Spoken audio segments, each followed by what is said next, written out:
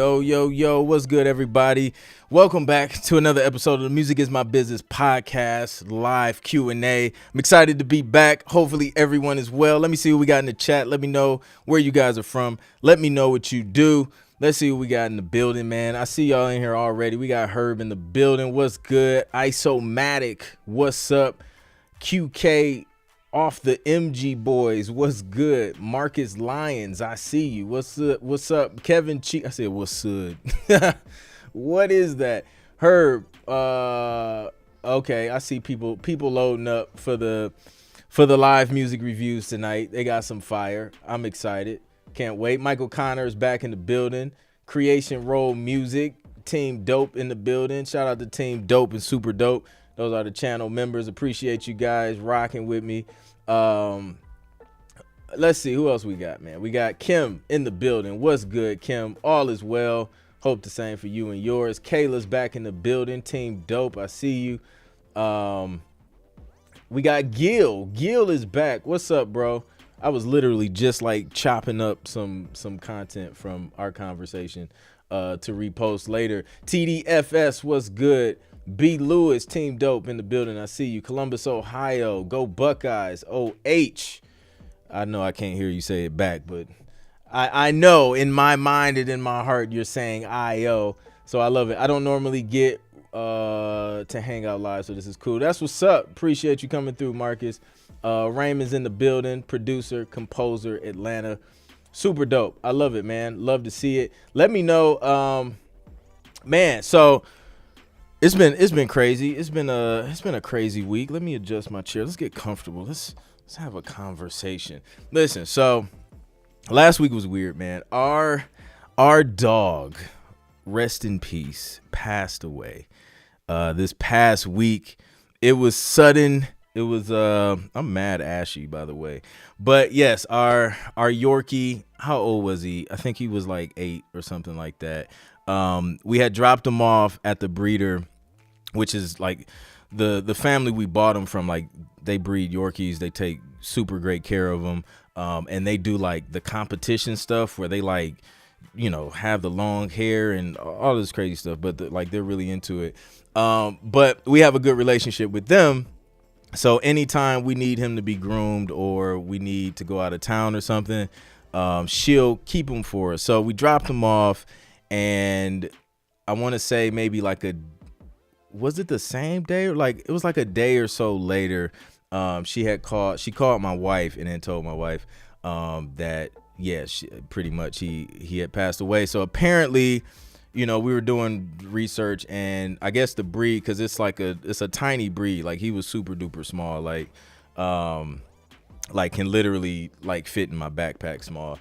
But I guess they have heart failure issues around this age, between 8 and 12 and stuff like that. So we think that's probably what it was.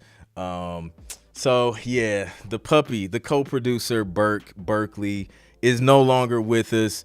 So that's what's been going on for the past week or so. So I guess she takes them and takes them to this place in Alabama that the breeder has a relationship with and cremates them or whatever, and then you can kind of do whatever you want from there. So that's what we've been doing. Appreciate the condolences. It's yeah, man. It's definitely, it's different around the crib when you ain't got, this little furry dude running around barking every time someone rings the doorbell or knocks.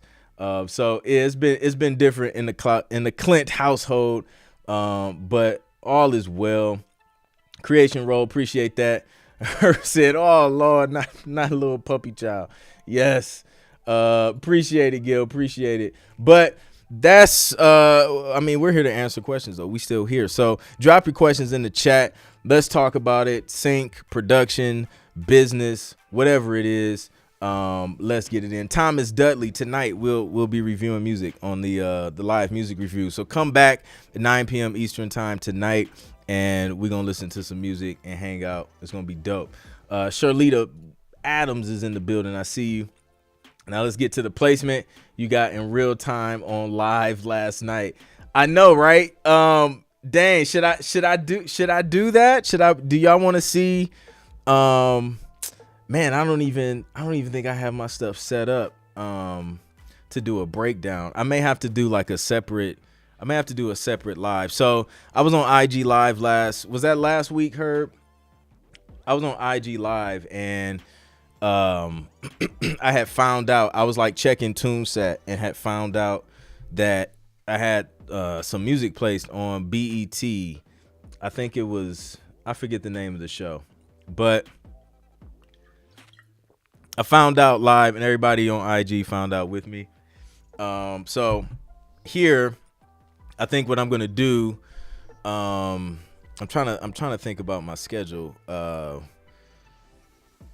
trying to think. Maybe I don't know if I'll have time to do it today, but before the week is over, maybe we do it tomorrow. But I want to do like a live breakdown and show you guys. I have no idea what this session looked like. Like I made this track back when like I first started trying to get TV placements, and it was one of the first tracks that was placed back on. It was like on Showtime or something. So it was one of the first tracks that got placed when I started my quote unquote road to 10 placements. Shout out to all the road to 10 placement students, which is crazy for me to think about, like, because I never intended that to like turn into a course or anything, but it was just like a personal goal for me. But shout out to everybody who's taking the course and have also gotten placements from taking it. But yeah, so I'm going to do like a live breakdown. I have no idea what this session is going to look like, y'all, when I open it. So I'm not going to open it ahead of time. I'm going to just wait, do it live. I may go live here on YouTube and do it and show you guys. I'll show you guys the video of the placement so you guys can kind of see it in real time. And then we can like dig into the track and I'll show you like, you know, how I produced it and all that stuff. So drop some fire emojis in the chat if that's something you want to see here on YouTube live, and then I'll do it. Yeah, the beat was from 2015, just to give you an idea of what we might encounter when we open that session up. I have no idea.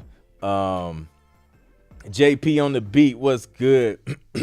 Kevin, Michael Connor. All right, Michael Connor says thanks for continuing to be a trailblazer and huge inspiration to us all. No doubt, man. I'm glad I can inspire and help you guys reach your goals. That's what it's all about, man. Thank you, Kim. I appreciate it. So yeah, been a year since my dog is going to with you and the family. Appreciate that, Super Kid Jay, and condolences to you and your family. So Kim has a non-music question.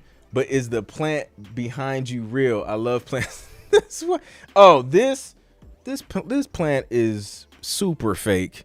Let me tell you, straight off Amazon.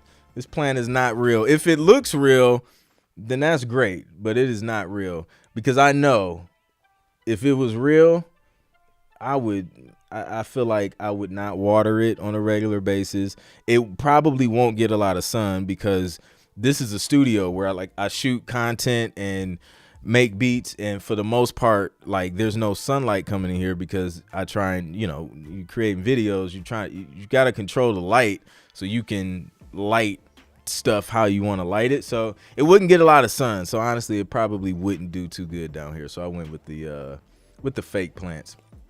Placements on reality shows versus movies. What's the pay rate difference?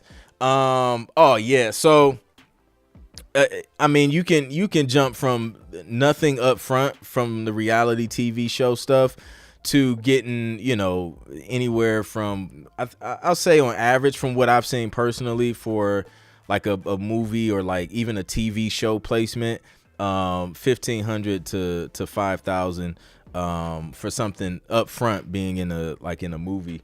That can go up just depending on the movie, the budget, the type of use of your music being used in that. So, but then there's some reality shows where they'll feature a song, so you can get paid a little bit more with that, and that may include an upfront fee, and then of course, you know, your back end royalties and stuff like that. So yeah. As far as movies, like theater performances in the US, like if you had a placement in a movie in a theater, in the US, you actually don't get paid a performance royalty from something playing in a movie theater, which is the weirdest thing, but that's how they have it set up. So that's something to keep in mind as well. So usually those upfront joints are a little bit, a little bigger on the movie side. Great question. So let's see. Road to 10 placements, gang in the building. Yeah, literally, like it wouldn't stand a chance. Kim has a jungle. Shout out to Kim. If y'all need plants or trees or any wild animals, Kim got you. When completing a split sheet, would you do separate paperwork for a one-stop clause? Yeah, like if you're trying to like be one stop to where you can only your signature would suffice for other co-writers involved in that, yes, you would need like another agreement for that one stop thing, so that you could literally sign off on everything, and you don't have to have anyone else sign for you, or anyone else sign with you, and they just go through you, and you have the right to say, okay, yeah, co-writer 1, 2, and 3 is good with this too, so here's my signature, place it. You would need a separate agreement saying that you can do that. Otherwise, you have a split sheet, but those other writers would still have to sign, for themselves as, partial owners of that master and that composition. So yeah. Yes, there is an Xbox controller on the back wall.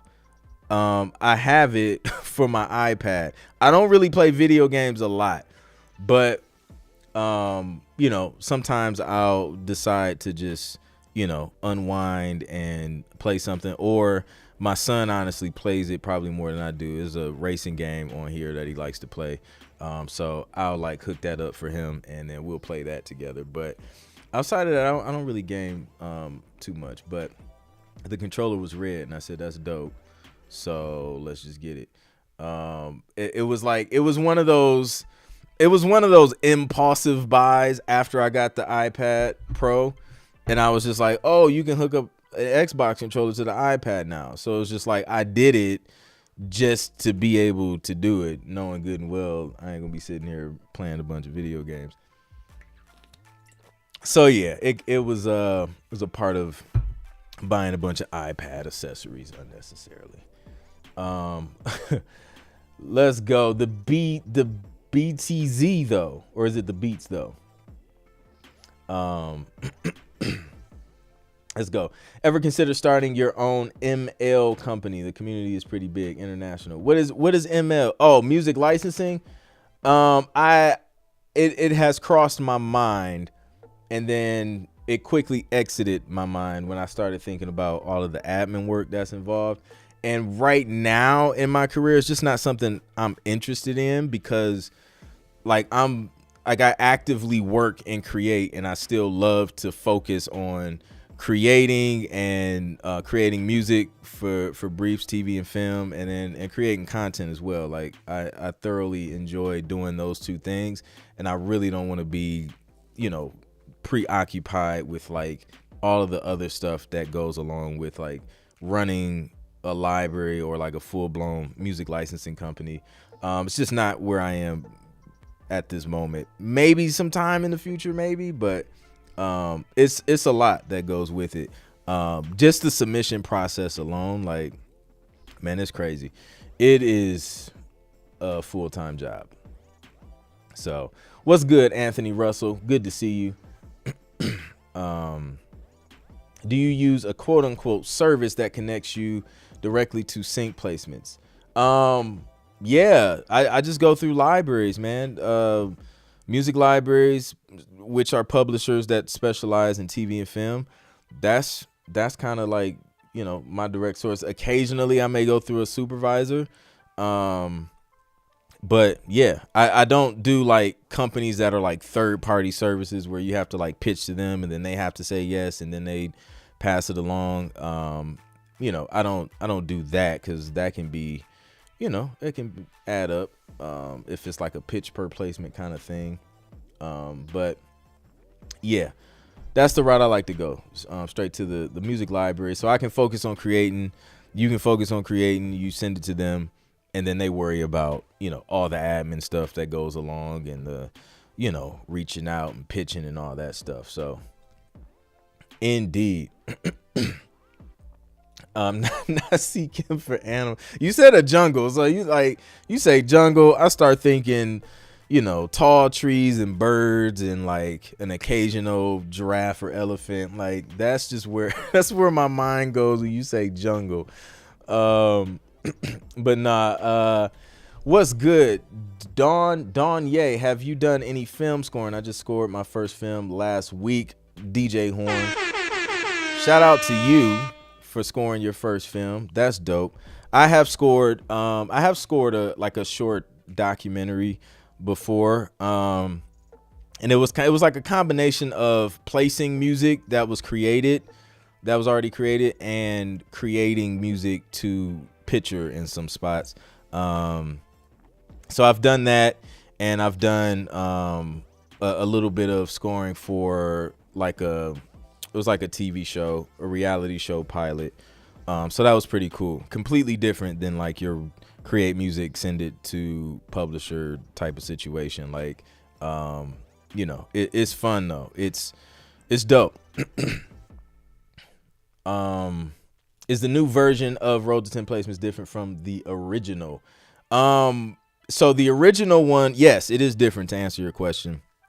The original was just like a PDF file, and I think I may have added like a few videos later on, but the new one is like 100% video now. It has the updated licensing directory for free. I threw some advanced strategies and stuff in there, and I kind of went deeper into some of the steps just to like. Anytime I learn something new, I want to make sure you guys have it too, or something that'll make things a little bit easier or help you stand out, or, just help you minimize rejection. I try and put that in there and elaborate on it to give you like the best chance possible to succeed and sync. So yeah, the new version is 100% video, went more in depth in certain things. Added, some additional videos and things like that, as well as, just resources that can help you on your journey. So yeah, if you got the first one, people have gotten placements with the original version, the old PDF joint. So, the information is still good. It's not like it's outdated, but, I think it was definitely time for a refresh because I created that a minute ago now, but now with like new knowledge and experiences and things like that, I feel like that's covered in the new one, to even further increase your chances of your music getting placed. So, yeah. If you release an album on YouTube, where can you shop it? You can start shopping it to music libraries, licensing companies. There's if you need a free guide, like on the steps of like what that looks like, there's a link in the description. Click that link, and then that'll send you to the free guide. And then if you really want to dig deep and just dive in and go all in, then the Road to 10 Placements is in that link as well. So yeah. Alvin from Culture Weekend. What's good, Alvin? Man, yo, shout out to everybody at Culture Weekend, everybody that I was able to meet in person, man. Super dope people. It was great because doing this online stuff is dope because you can reach a lot of people at once without like traveling the whole world. So it's dope, but it's a different experience when you get to like see you guys' faces and shake hands and just have conversations in real life. So that was super dope, man. Shout out to everybody that came out to the Culture Weekend in New York, that came to the workshop, or if I just came across you in the hallways and stuff like that. Yeah, man. Hopefully y'all had a good time and a safe trip. Shout out to the Uber driver that I had no idea what he was saying to me. He had a whole conversation. I have no idea. I have no idea what we were talking about. I was asking him about like the prices and like what mortgages cost out there in New York, and he was just giving me insane numbers. I was like, I'm never moving out here. This is insane. So can you disclose the names of companies that you use for placements? Thanks in advance. I don't like, I mean, I've done it before. I don't do it a lot. And the reason why I don't do it, like, you'll get the companies in the directory for free, but I don't do it a lot because I don't know everyone that watches and that's on the stream. And sometimes you'll have someone who will reach out and be like, oh, like Clint told me to reach out to you, and they'll use my name. And then they'll end up being a flake, and that crap, like, that reflects, they're like, well, if he sent him, like, so just to like kill all of that, I don't mention a lot of specific names for companies. I'll throw names out there, but I don't say like I work with them like I recommend. Like the only people that I'll do that to is like people who are in my high level coaching program, my 3-month, TV placement mastery. Like, that's different because they've been vetted, they've gone through training and things like that and mastered, all the levels that they need to master. So by the time they're reaching out, it doesn't matter. The company doesn't matter. At the end of the day, I could get placements with a company. I can tell you the company name. You could reach out and may not ever get placements with that company. So it doesn't really help you. It doesn't help people like they think it would help them. The best thing you can do is learn how to find companies, reach out to the companies, and produce music that those companies want. It's the best thing you can do, because if that company shuts down, if I give you a company name and that company shuts down, or you don't get into that library, you're back at square one trying to figure out, okay, well, like, which company do I submit to now? Like, that one didn't work, and you never learned the process to go find the companies. So you're limited in how much you can pitch, how much you can earn, how much, like, you're just limited because you never learned those foundational principles that you need to really succeed in sync licensing. So that's why I don't do that a lot, because I don't want to handicap you. It would be a disservice to just throw a company name and say reach out, and then you reach out the entirely wrong way. So that's the reason why I don't do that a lot. Only if you're inside my mentorship program. What's the difference between getting accepted into a library and creating an account or signing up? I mean, if you're creating an account, like, usually those are kind of like the stock music libraries, or it's a library where you just kind of create an account and boom, you're in there. But a lot of them, like, you at least have to submit something first, and then they'll approve you, and then you can go, like, what am I trying to say? Enter the data that they need for the track you submitted, and then you're in. You start getting briefs and stuff like that. So, I guess the biggest difference is, I mean, there's no difference. Like, if you get accepted into a library, you're in. Your music is good. They think your music is good enough.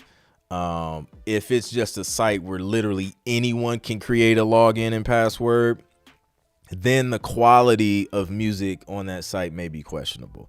But most of the companies, I've reached out to or worked with, you have to at least prove that you can create quality music. So that's a good question. I'm considering taking a mastering class at school. Do you master your own music or have someone else master it for you? Great question. I master my own music.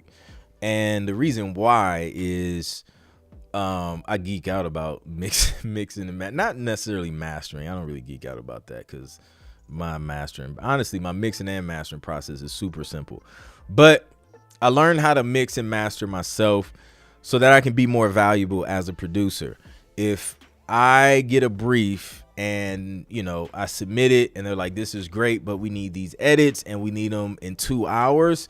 If I'm working with an engineer in another studio and he's tied up, I can't get the edits I need, I could miss out on an opportunity. So me being able to mix and master means if they reach out and need edits super quick, I can make the edits, bounce another version out that's mixed and mastered, and not miss out on the opportunity. I can also offer that mixing and mastering as a service in my production business and create another stream of income. So that's why I recommend every producer learn how to mix and master. If you don't know how, click the link in my bio. It's the first link, and go to courses for producers, and then enroll in my Urban Mixing Made Simple course. I'll show you everything I do to mix and master my tracks. And I keep it super simple. Like, listen, I am not trying to complicate anything. Trying to get it done, make it sound good, and just get to the point. The producer whisperer, what's good, bro? Good to see you, man. This is like a sync legend has entered our presence. So yes, yeah. If you enroll, all the students who enroll to 10 placements, you automatically get a free copy of the directory inside the course. The directory isn't available outside of the course anymore. So it's only available to Roll to 10 placement students. So click the link in the description and enroll in the Roll to 10 placements, and then you'll get access to that. And it's going to be even more valuable because you learned all the proper steps to take before you start reaching out to, over like 100 companies I think I got in that directory. So all right, let's go. Michael Connor says, we mentioned libraries from Spitfire Audio previously. I'm hoping to be selected for a video call with them. If selected, I will for sure be plugging Anthony Clint Jr. and Roll to 10 plays. I appreciate that, man. Super dope. Yes, Kim she's on it all the time. Let's see. Are you reviewing music this week on YouTube? Yes, tonight at 9 p.m. Eastern time. We're going to review music on YouTube. See if there is placement potential for your music. It's going to be dope. Last 2 weeks been crazy. Like I have not heard bad music in the last 2 weeks. So it's been pretty dope. Is there a specific genre that gets placed more out of your personal experience? Well, so from my experience, like I specialize in like the hip hop, R&B, the ambient, and then like a fusion of orchestral hip hop, R&B, trailerized R&B. So like I kind of focus on those genres, and I like to kind of specialize in that stuff. So naturally I'm going to see more briefs for that stuff. I'm going to see more placements for that stuff because that's all I'm doing for the most part. Occasionally I'll have like some quirky, dramedy tension stuff that gets placed. But, I think it's about watching these shows, watching the films, the documentaries, whatever it is, and listening to what's going on, right? So if you listen and you hear a particular genre that gets used, and it's a genre that you can produce, that you like to produce and can do a lot of without necessarily having to think too hard, or like, there's some genres that just comes easier to, I thought I hit the space bar and stopped the stream.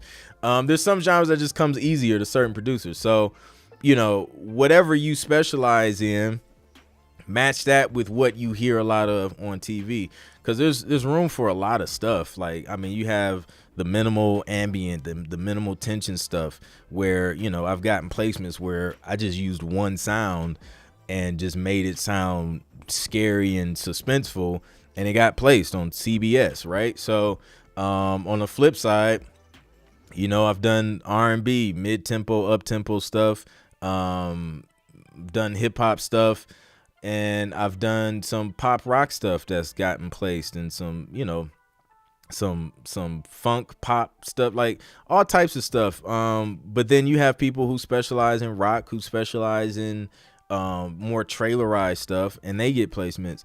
So there's room for a lot of different things. Like, 9 times out of 10 you can produce a genre that's needed for TV. The only thing I don't see a lot of requests for is like slow lounge, like jazz music, neo soul stuff. Like I don't see a ton of requests for that stuff.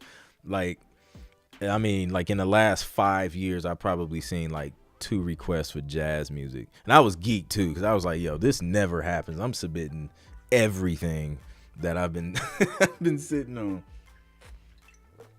on. So that was fun. So 6 p.m. 9 p.m. Eastern. Y'all, Michael, you gonna have somebody that's joint waiting for 3 hours. So let me see. Let me catch up.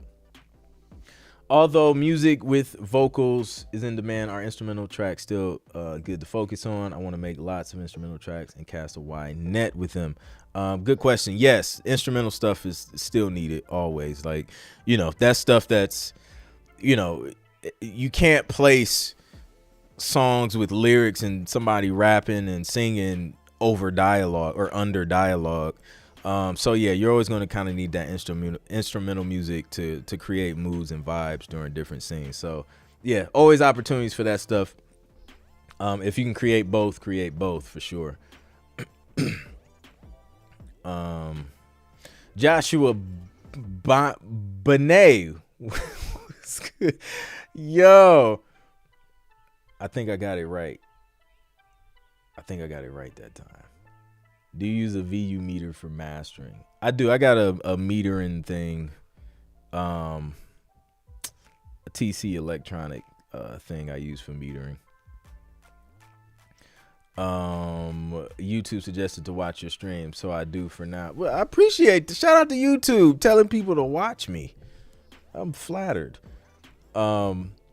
Trev, what's good? I purchased the directory during the Black Friday sale. Has it been updated since then? No, it has not. Everything is the same since Black Friday in that directory.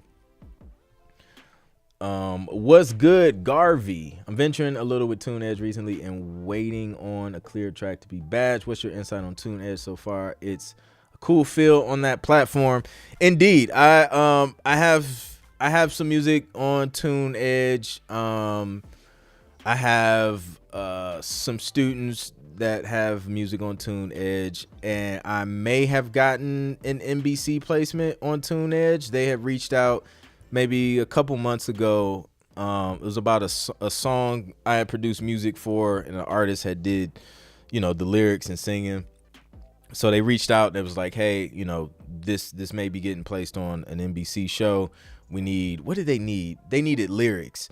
So we had sent them over lyrics. So I don't know.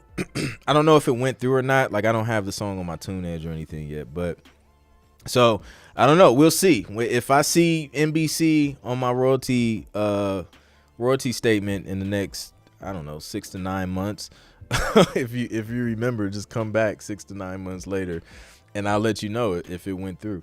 So either that or the writer probably hit me up. Sometimes people just reach out and be like, yo, I found out we had something placed. So we'll see. But it's been cool. The cool thing about them is, you can go to the website, submit your track, and if they approve it, it gets badged or whatever. You submit the info, the metadata.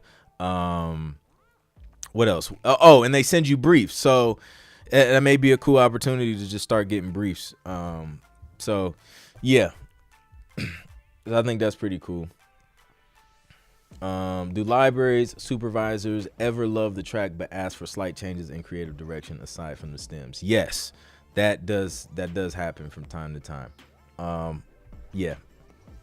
They may they may hear something that you didn't hear. Like if they hear something where it sounds too similar to a popular song, they may ask you to switch things up. I've been asked to switch up chord progressions on a certain measure. I've been asked to swap out instruments. I've been asked to modify the structure to either make the track longer or make it more repetitive. I've been asked to modify the mix a little bit. I had an 808 that was cranking through, and they didn't like that 808. I had that 808 hitting, boy, but they asked me to turn it down, so I said okay. I'll turn it down. But yeah, you'll be asked for different changes, so be prepared for that because that's it's a part of the game. Um, so yeah, so for the ones you have to submit music to, do you suggest sending full length, 130 or shorter, as well as the genre they specifically sing often? Um, yeah, definitely send full length. At least a minute and a half, unless they say specifically something else. Then send whatever they say. I won't send shorter versions unless they ask me for it. Sometimes you'll find, like, once you start working with a few companies, you'll find each company has their way of doing things and files being delivered. So, just make sure you're following their protocol because they do it their way for a reason. And that just makes stuff easy. And then as far as genre, I think that really, it goes back to what they kind of know you for, or what the brief is asking for. Because sometimes you can get briefs and it'll have 3-4 different genres of stuff that they're looking for. And I mean, you're open to submit whatever you want to submit. But yeah, I think that's usually the best route. Give them what they're asking for, what they're looking for.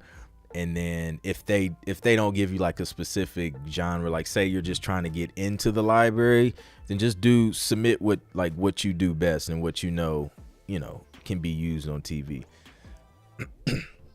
Hopefully that helps. All right, let's see. How can you ensure that you're getting paid a fair percentage for your submissions? Well, I mean, off rip, like if you compose, say, 100% of the track as a writer, unless there's some type of other deal or agreement you have in place with, somebody else, then that's what you get. You get 100% of the writer's share, and then the publisher gets 100% of the publisher's share of performance royalties. And then typically, if there's upfront sync fees, it'll be like a 50-50 deal with the upfront money. Or if you're working with like a sync agent, maybe the sync agent allows you to keep 100% of the writer's share of royalties and 100% of the publisher's share of royalties, but then just take a percentage off of the upfront sync fee. So that may be, 20, 30, 50. It just, depends on what their deal is, but that could look like that as well.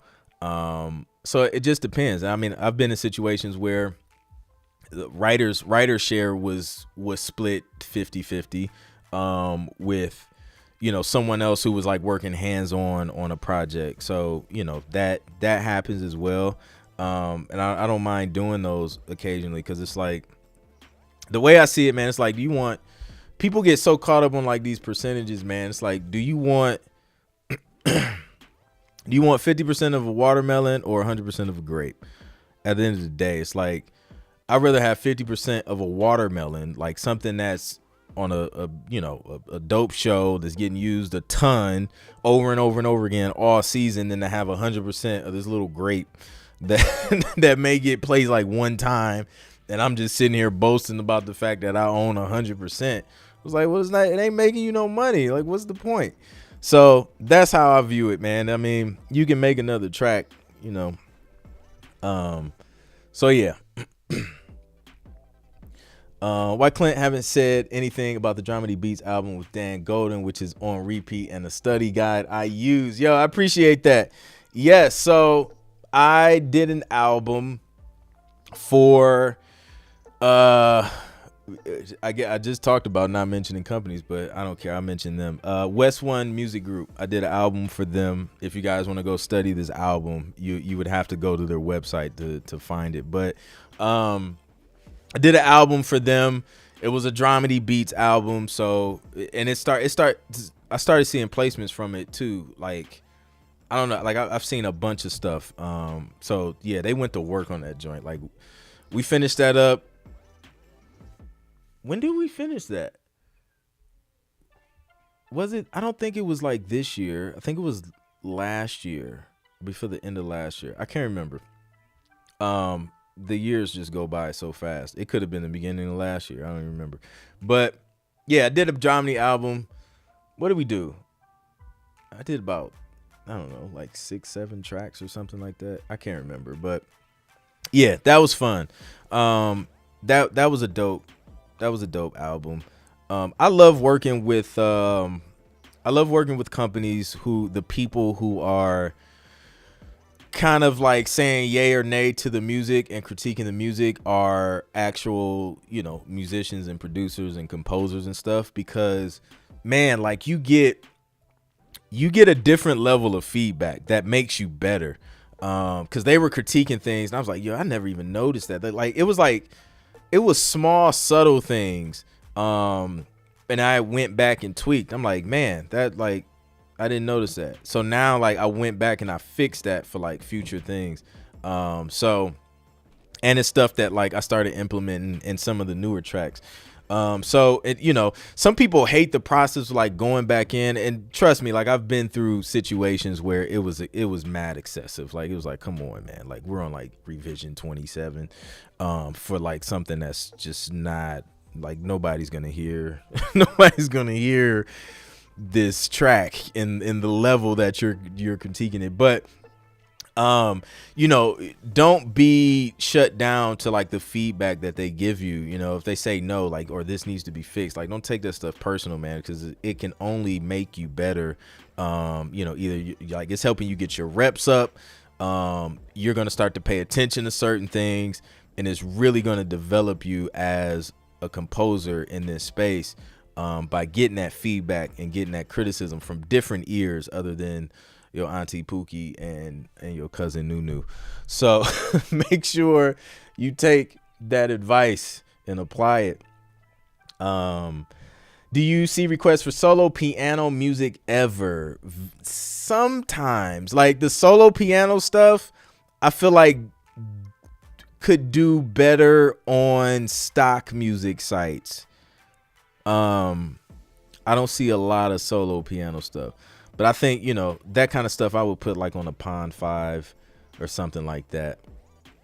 So yeah, happy Wednesday. It is Wednesday already.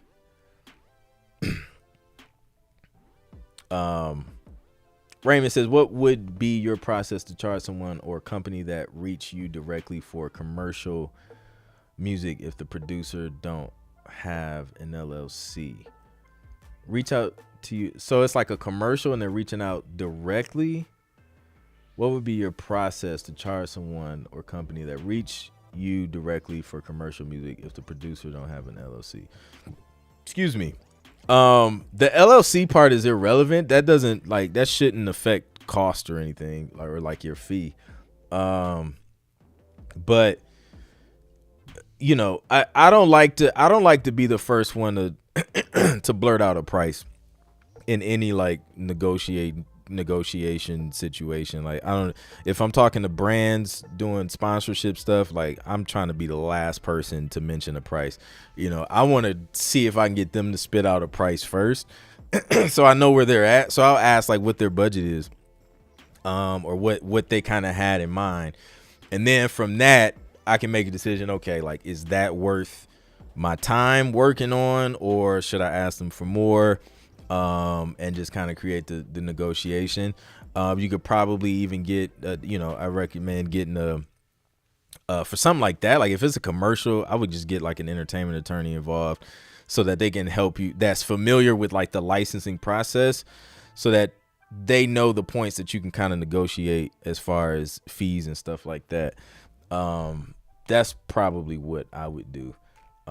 But try and get an idea of what they're thinking price wise before you sell yourself short. And then whatever you're thinking, like multiply that joint by like 3 or something, something like that. Because most people tend to sell themselves short. Is it normal to see briefs come from a library even though you haven't been officially accepted? No. I mean, usually, yeah, you got to be accepted to start seeing briefs from them. Let's see. I mix and master my own songs, but I don't produce my own Beats. I'm getting into sync, and I feel like I should start producing. Where should I start to make beats since I already know my way around DAWs? Where should I start? Shoot, you're in the right place. YouTube. Like if you're trying to learn how to make beats, if you're trying to make your own. But I think that's a dope idea to do, because if you can make the beat, you already make the songs. So now you're like, it's double threat. Like you can make beats and make songs.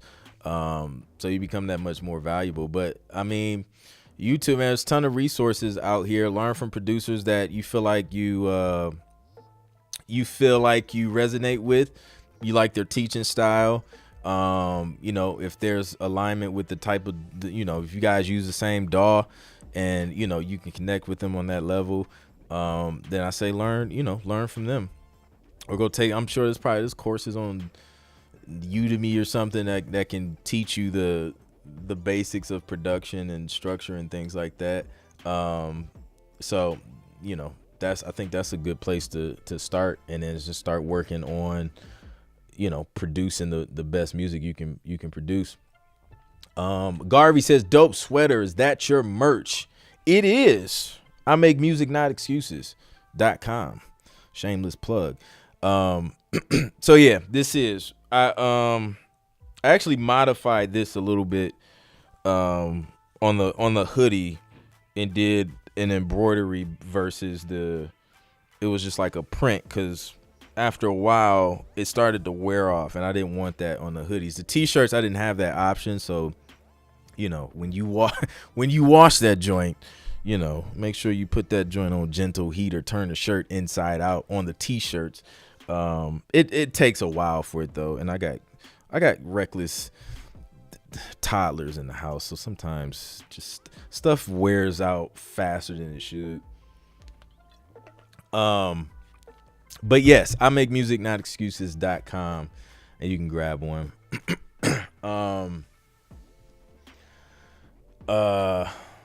Apple Music. Oh, it's on Apple Music. Dope. Yeah. I think they release that stuff across like I think they go through APM too, if I'm not mistaken, which is like insane. The joint's everywhere by now. Tips on creating album art, specifically cover. I don't know, man. Shoot, now you got AI. You can have something just generate some artwork for you. I would probably go that route. Canva's a great resource if you're creative and you kind of have a vision, and you're artistic in that way, and that's dope.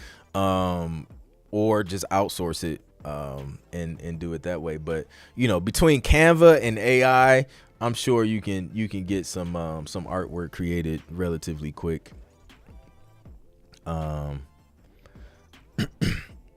So yeah.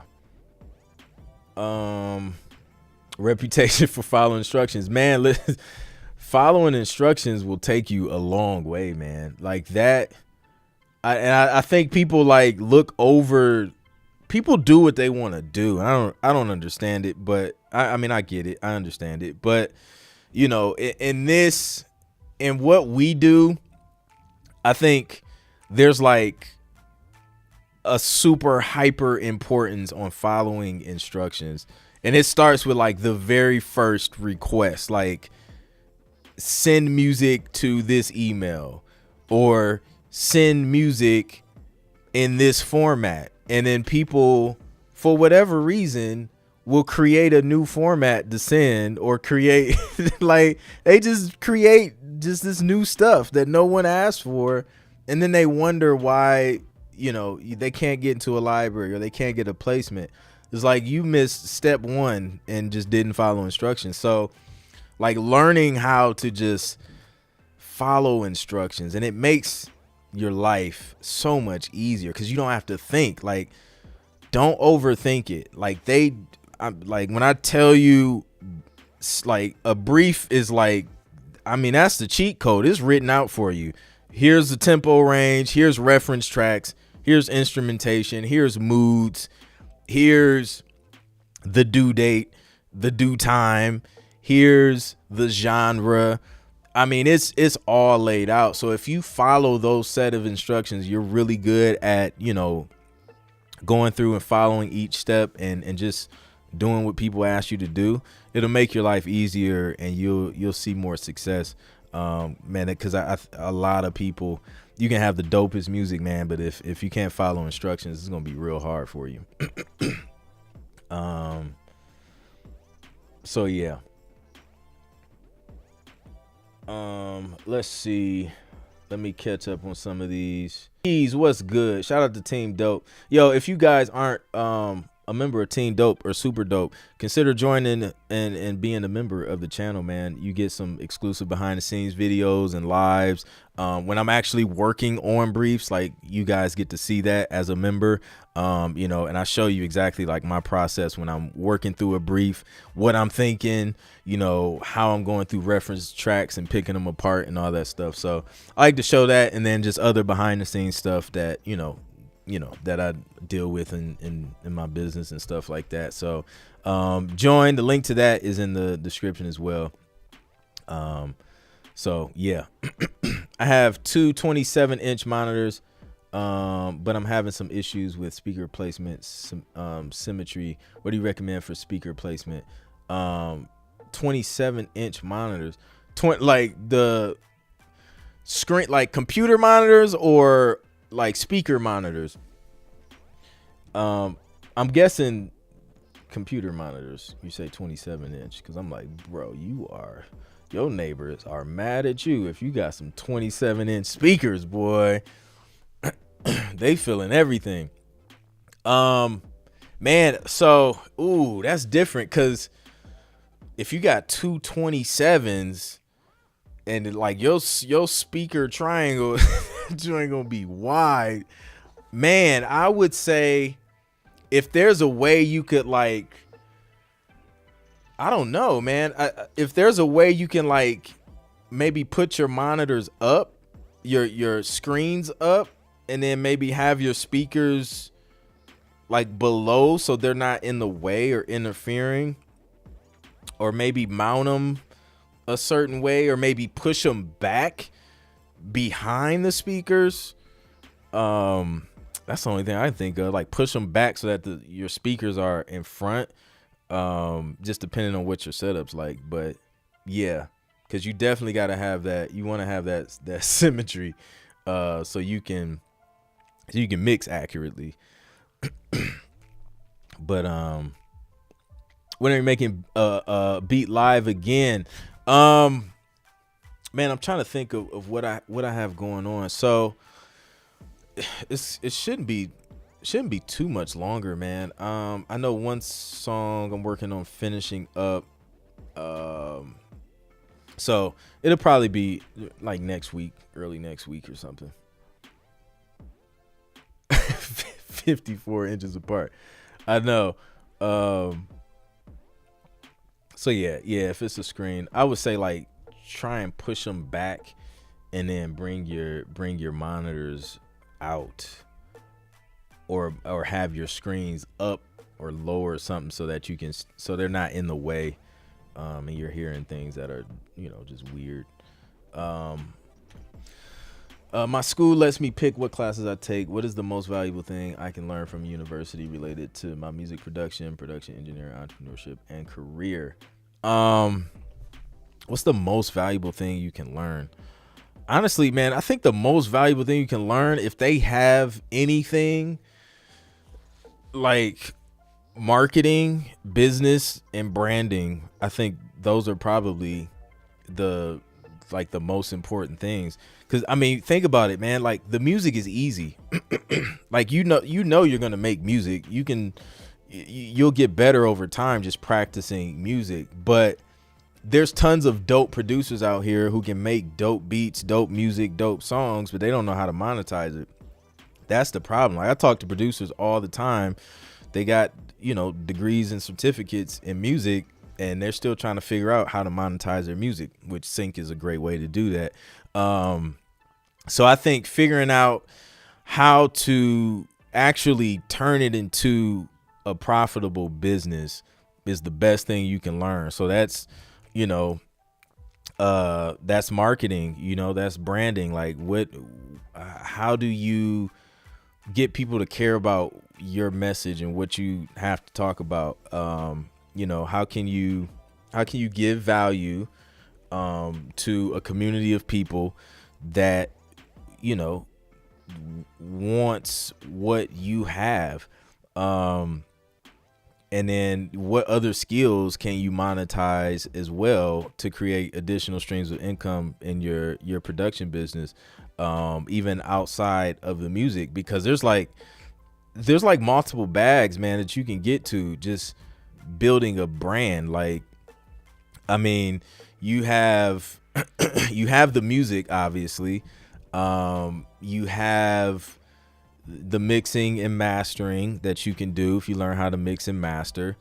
You know, you know how to edit and manipulate audio. So like there's gigs out there where you can like, it's like audio forensics, like where you can, you know, people need like surveillance audio or something, like analyzed and cleaned up and stuff like that. There's like people pay, like governments will pay you money to like do stuff like that. And then, you know, you build a brand and you build a following and an audience. Now other brands want to pay you to put their stuff in front of your audience. You know what I'm saying? And then, you know, it's just everything can be built on like the one thing, which is music. Just like take LeBron James, for example. Like LeBron James, his one thing is basketball. He's known for basketball. He's a great basketball player, one of the greatest basketball players of our time. But like, dude also has deals with like AT&T and Nike and, you know, all these other brands. And then he branches off and, you know, starts TV film production company and like all this other stuff that, you know, it all started with basketball, but then he took that, leveraged it, and then created more opportunities from it. So you can do the same thing, you know. So learning like just like that business aspect of things can be super beneficial to you as a producer. So yeah. What's up, Dariano Productions?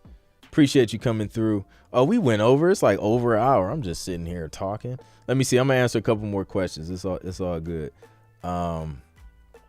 No doubt, man. Yeah, when I was in college, I took my major was consumer and family financial services, right? So I took a lot of consumer classes, consumer behavior and marketing, and like learning how just learning how consumers consume and like the psychology behind a lot of things that we do as consumers. And that stuff is like, it's super insightful and gives you a different perspective, because at the end of the day,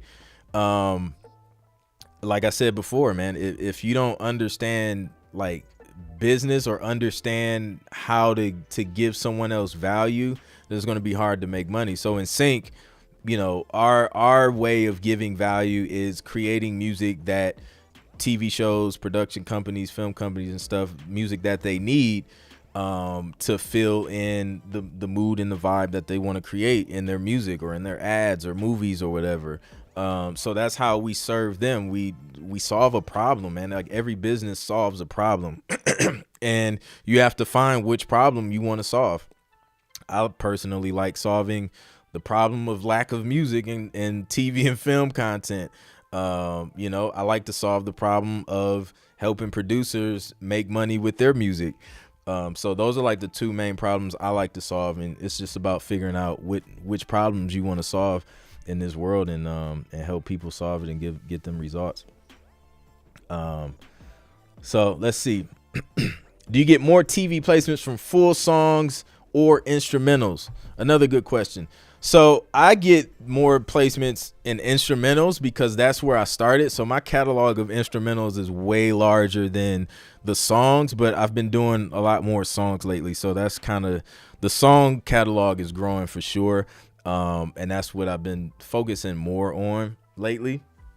But yeah, I mean, the instrumental stuff, like I get those, like, I mean, those come through weekly just because, you know, that's all that when I started the Road to 10 placements, that's all I was submitting. It was just instrumental. So yeah, definitely get more instrumental joints. Excuse me. So yeah. Where can I sign an app for ClintMusic licensing? 52 people in here. You have at least 30 employees already. I know, right? I'm not currently hiring at the moment, but I will keep you guys in mind if I need anything, man. But yeah, that would be super dope. Like literally hire the entire YouTube chat. That would be super dope. We probably wouldn't get anything done because we'll just be like just kicking it for real. But yeah, man, that's it. Yo, it's been fun. It's been over an hour, but now I gotta get back to work. It was fun hanging out with y'all. But listen, man, make sure you guys, hit the links in the description. If you haven't already, if you're trying to learn how to get your music placed in TV and film, tons of resources there. Somebody mentioned the I Make Music Not Excuses hoodie, so if you want one of those, the link to that is in the description as well. And that's it, man. I'm gonna catch you guys on the next one. Make sure you come back tonight at 9 p.m. Eastern time. We're gonna do the live music review, see if your music is ready for TV and film, and we're gonna kick it. We're gonna hang out, and I'm excited to hear some dope music. So that's it, man. I'm out. I'll catch you guys on the next one. Peace.